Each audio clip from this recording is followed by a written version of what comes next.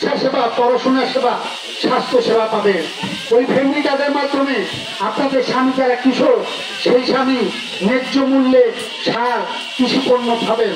কৃষক ভাইদের উদ্দেশ্যে বলছি, আপনারা কিছুদিন আগে নীলফামারীতে বৃষ্টি হলো না, ধানের ক্ষতি হয়ে গেছে না, আমাদের কৃষক ভাইদের জন্য আমরা কৃষি বীমা চালু করবো। আমাদের সরকার ইনশাল্লাহ ধানের সরকার হবে, কৃষক ভাইরা কৃষি বীমা, আমরা আমাদের সরকার কৃষি বীমা চালু করবে।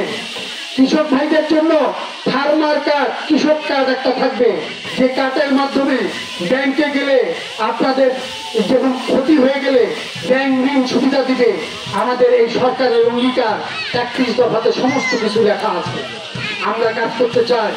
আমাকে নমিনি করেছে দেশনেত্রী বেগম খালেদা জিয়া, তার সুযোগ্য পুত্র তারেক রহমান আমাকে নীলফামারীর মানুষের জন্য কাজ করতে বলেছে।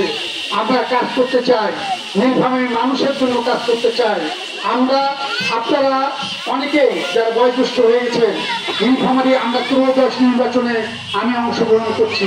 তার আগে 12টি নির্বাচন আপনারা ভোট দিয়েছেন না? 12টি ভোট দিয়েছে, কিন্তু কেন ভোট দিয়েছেন, কার জন্য ভোট দিয়েছেন, আপনার এলাকার কতটুকু আপনি নিশ্চয়তা প্রদান করেন, কতটুকু উন্নতি হয়েছে, আপনার সন্তান কি করছে, সন্তানের কতটুকু উন্নতি হয়েছে, আপনার সন্তান বেকার অবস্থা আছে কেন, এইগুলা কি জেনে শুনে ভোট দিয়েছেন? যদি জেনে শুনে দিয়ে থাকেন তাহলে আমার কোনো কথা নাই। আর যদি না জেনে থাকেন, যদি না জেনে ভোট দিয়ে থাকেন, তাইলে আপনাকে কৈফিয়ত অবশ্যই তলব করতে চাই। আপনাকে বলতে চাই, আপনাকে আল্লাহ বিবেক দিয়েছে, জ্ঞান দিয়েছে, আপনার মূল্যবান ভোটটি দেওয়ার জন্য আপনাকে আল্লাহ ক্ষমতা দিয়েছে। আপনার এই ক্ষমতা আপনি কেন অন্য কাজে ব্যবহার করবেন?